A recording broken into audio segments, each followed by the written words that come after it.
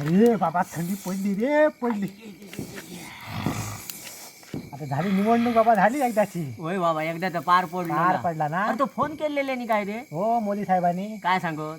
वानखेडेवर आता जो शपथविधी आहे ना, हा हा आपल्या एक दुकानाला लावू गई. हा मग तू दुकानात होता बरा केले इतक्या माणसात मग बरा पडत आमचं. तू कसला लावतो रे दुकान? दोड्याचा लावतोय गोलम्याचा.